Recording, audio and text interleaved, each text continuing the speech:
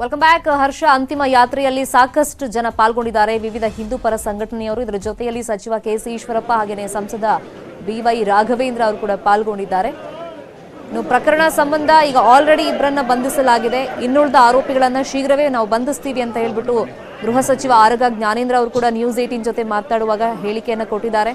ಈ ಕೃತ್ಯದಲ್ಲಿ ಯಾರೇ ಪಾಲ್ಗೊಂಡಿದ್ರು ಕೂಡ ನಾವು ಅಂತವ್ರನ್ನ ಅರೆಸ್ಟ್ ಮಾಡೇ ಮಾಡ್ತೀವಿ ಅಂತ ಸರ್ಕಾರ ಆತ್ಮವಿಶ್ವಾಸವನ್ನು ವ್ಯಕ್ತಪಡಿಸಿದೆ. ಇನ್ನೊಂದು ಕಡೆ ಇಂಥ ಘಟನೆ ಆಗಬಾರ್ದಾಗಿತ್ತು, ಈಗ ನಡೆದು ಹೋಗ್ಬಿಟ್ಟಿದೆ. ಆದರೆ ಯಾರದೋ ಬೈಕ್ ಮೇಲೆ, ಯಾರದೋ ಅಂಗಡಿ ಮೇಲೆ ನೀವು ಈ ಥರ ಕಲ್ಲು ತೂರಾಟ ಮಾಡಿ ಬೆಂಕಿ ಹಚ್ಚಿದ್ರೆ ಅದು ಅವ್ರಿಗೆ ಲಾಸ್ ಆಗುತ್ತೆ ಹೊರತು ನಿಮ್ಮ ಒಂದು ಕೃತ್ಯವನ್ನ, ಆ ವಿಕೃತಿಯನ್ನು ಅದು ತೋರಿಸುತ್ತೆ ಅಷ್ಟೇ. ಆದರೆ ಇಂಥ ಕೃತ್ಯದಲ್ಲಿ ಪಾಲ್ಗೊಂಡವ್ರ ಮೇಲೆ ಪೊಲೀಸರು ಮಾತ್ರ ಬಿಡೋದಿಲ್ಲ, ಸರಿಯಾಗಿ ಕೇಸ್ಗಳನ್ನು ಹಾಕ್ತಾರೆ, ಅಂಥವ್ರ ವಿರುದ್ಧ ಕಾನೂನು ಕ್ರಮ ಆಗುತ್ತೆ. ಪೊಲೀಸರು ಅದೇ ಎಚ್ಚರಿಕೆಯನ್ನು ಕೊಟ್ಟಿರೋದು. ಇನ್ನು ಪರಿಸ್ಥಿತಿಯನ್ನು ಕಂಟ್ರೋಲಿಗೆ ತರೋದಕ್ಕೆ ಪೊಲೀಸರು ಸಾಕಷ್ಟು ಪ್ರಯತ್ನ ಪಡ್ತಾ ಇದ್ದಾರೆ. ಇನ್ನೊಂದು ಕಡೆ ಸೀಗೆಹಟ್ಟಿಯಲ್ಲಿರುವಂಥ ಹರ್ಷ ಅವರ ಮನೆಯಲ್ಲಿ ಆಕ್ರಂದನ ಮುಗಿಲು ಮುಟ್ತಾ ಇದೆ. ಯಾರಿಂತ ಕೃತ್ಯ ಮಾಡಿದ್ದಾರೆ ಅವ್ರ ವಿರುದ್ಧ ಕೂಡಲೇ ಕ್ರಮ ಆಗಬೇಕು ಅನ್ನೋ ಆಕ್ರೋಶದ ಮಾತುಗಳು ಕೂಡ ವ್ಯಕ್ತವಾಗ್ತಾ ಇದೆ. ಅಲ್ಲಿ ಸಮಾಧಾನ ಮಾಡುವಂಥ ಪ್ರಯತ್ನಗಳನ್ನು ಜನಪ್ರತಿನಿಧಿಗಳು ಮತ್ತು ಅಧಿಕಾರಿಗಳು ಕೂಡ ಮಾಡಿದ್ದಾರೆ. ಇನ್ನು ಅಂತಿಮ ಯಾತ್ರೆ ಸ್ಟಾರ್ಟ್ ಆದ ಮೇಲೆ ಕೆಲವೊಂದು ಕಡೆ ಈ ಥರ ಉದ್ವಿಗ್ನ ಪರಿಸ್ಥಿತಿಯನ್ನು ಕಿಡಿಗೇಡಿಗಳು ಉಂಟು ಮಾಡಿದ್ದಾರೆ, ಅವರೇ ಸೃಷ್ಟಿ ಮಾಡಿರೋದು. ಇನ್ನು ಕೆಲವರು ಮಾರಕಾಸ್ತ್ರಗಳನ್ನು ಹಿಡಿದು ಕೂಡ ಶಿವಮೊಗ್ಗದಲ್ಲಿ ರೌಂಡ್ಸ್ ಹಾಕ್ತಿದ್ದಾರೆ ಅಂತ ಕೂಡ ಇನ್ಫಾರ್ಮೇಶನ್ ಇದೆ. ಆದರೆ ಪೊಲೀಸರು ಮತ್ತಷ್ಟು ಸಿಬ್ಬಂದಿಯನ್ನ ಈಗ ಕರೆಸ್ಕೊಂಡಿದ್ದಾರೆ, ನಿಯೋಜನೆ ಮಾಡ್ತಾ ಇದ್ದಾರೆ. ಎಲ್ಲೆಲ್ಲಿ ಈ ಥರ ಪರಿಸ್ಥಿತಿ ಆಗಿದೆ ಅಲ್ಲೆಲ್ಲ ಕಣ್ಗಾವಲನ್ನು ಪೊಲೀಸರೀಗ ಇಟ್ಟಿದ್ದಾರೆ.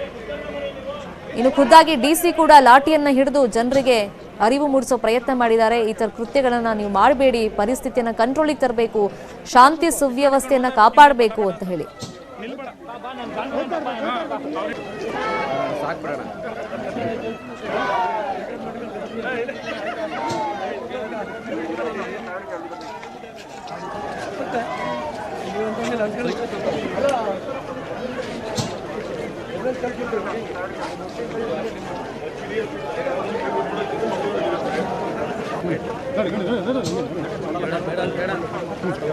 ನೋಡ್ರಿ ಇಟ್ಕೊಂಡು ಓದ್ತಾ ಇರ್ಬೇಕು ಹಿಂದೆ ಪಟ ಪಟ ಅಂತ ನಿಲ್ಬೇಡ.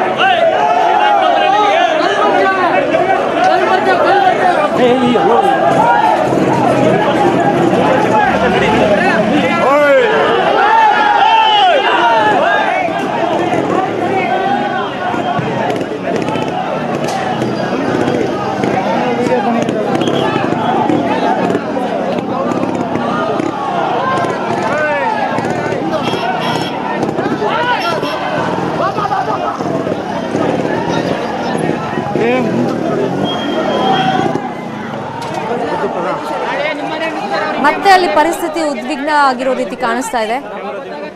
ಯಾಕಂದ್ರೆ ಅಲ್ಲಿ ಅಂತಿಮ ಯಾತ್ರೆ ನಡೀತಿರುವಂಥ ಸಂದರ್ಭದಲ್ಲಿ ಮತ್ತೆ ಅಲ್ಲಿ ಈ ಕಲ್ಲು ತೂರಾಟ ಮಾಡುವಂಥ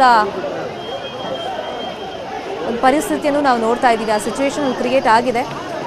ಸೊ ಯಾರೋ ಒಬ್ರು ಇಬ್ರು ಆ ಥರ ಮಾಡೋದ್ರಿಂದ ಮತ್ತೊಂದಿಷ್ಟು ಪ್ರಚೋದನೆಗೆ ಒಳಪಡ್ತಾರೆ ಇನ್ನೊಂದಿಷ್ಟು ಜನ. ಮತ್ತೆ ಕಲ್ಲು ತೂರಾಟ, ಬೆಂಕಿ ಹಚ್ಚೋದು, ಪರಿಸ್ಥಿತಿಯನ್ನ ಮತ್ತೆ ಈ ಥರ ಹಿಂಸಾಚಾರಕ್ಕೆ ಕನ್ವರ್ಟ್ ಮಾಡೋದು, ಉದ್ವಿಗ್ನಗೊಳ್ಳೋದು, ಇಂಥದ್ದೆಲ್ಲ ಆಗ್ತಾ ಇದೆ.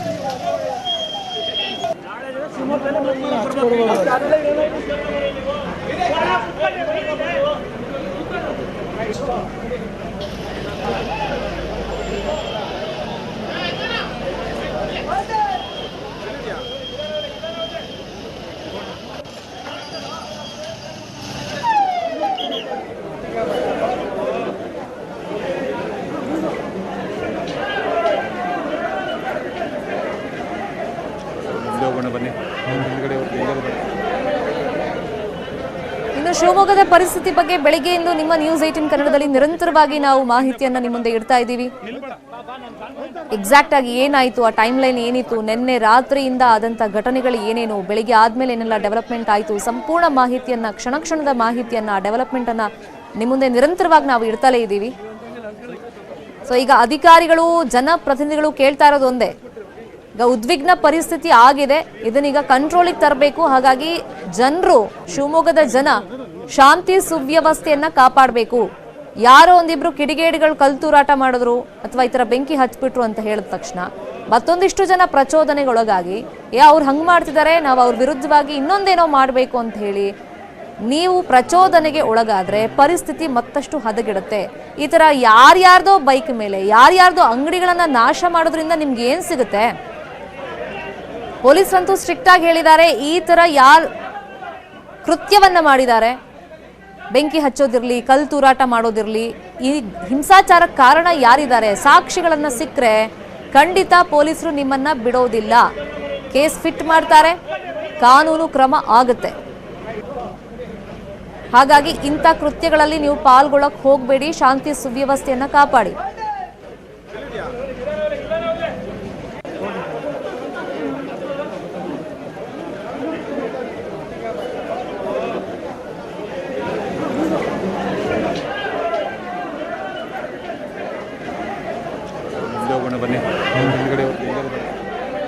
ಇನ್ನು ಅಂತಿಮ ಯಾತ್ರೆಯ ವಿಜುವಲ್ಸ್ ಅನ್ನು ನಾವು ತೋರಿಸ್ತಾ ಇದ್ದೀವಿ. ಸಾಕಷ್ಟು ಜನ ಪಾಲ್ಗೊಂಡಿದ್ದಾರೆ. ಇನ್ನು ಈಶ್ವರಪ್ಪನವರು ಇದ್ದಾರೆ, ಸಂಸದ ರಾಘವೇಂದ್ರ ಅವರು ಕೂಡ ಇದ್ದಾರೆ.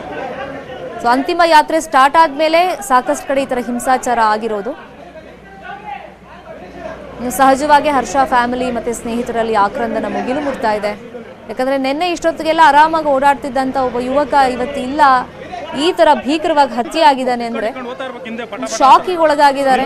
ಜೊತೆಗೆ ಯಾರು ಈ ಕೃತ್ಯವನ್ನ ಮಾಡಿದ್ದಾರೆ ಅಂತವ್ರ ವಿರುದ್ಧ ಕ್ರಮ ಆಗಲೇಬೇಕು, ತಕ್ಷಣಕ್ಕೆ ಆಗಬೇಕು ಅನ್ನೋ ಸಹಜವಾಗಿ ಒಂದು ಆಕ್ರೋಶ, ದುಃಖ ಇರುತ್ತಲ್ಲ, ಅದನ್ನು ಅವ್ರು ವ್ಯಕ್ತಪಡಿಸ್ತಾ ಇದ್ದಾರೆ.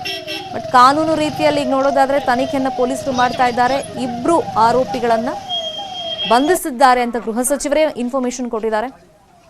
ಇನ್ನುಳಿದಂತ ಆರೋಪಿಗಳು ಯಾರ್ಯಾರಿದ್ದಾರೆ ಅವರನ್ನ ಶೀಘ್ರದಲ್ಲೇ ನಾವು ಬಂಧಿಸ್ತೀವಿ ಅಂತ ಕೂಡ ಇನ್ಫಾರ್ಮೇಶನ್ ಅನ್ನ ಕೊಟ್ಟಿದ್ದಾರೆ.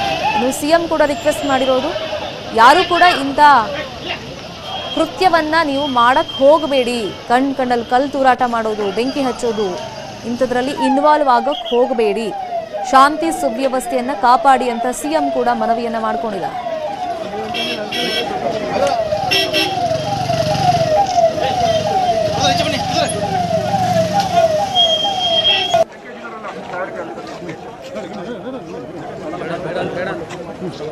ನೋಡ್ರಿ ಇರ್ಬೇಕು, ಇಟ್ಕೊಂಡು ಓದ್ತಾ ಇರ್ಬೇಕು ಹಿಂದೆ ಪಟ್ಟ.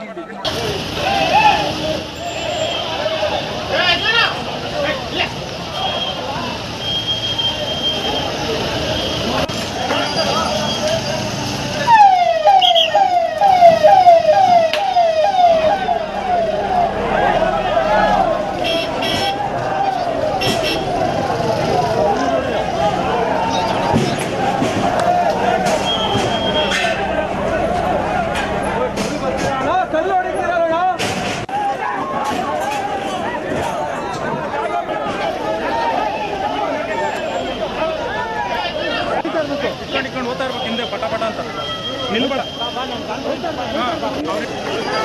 ಸಾಕ್ಬಿಡ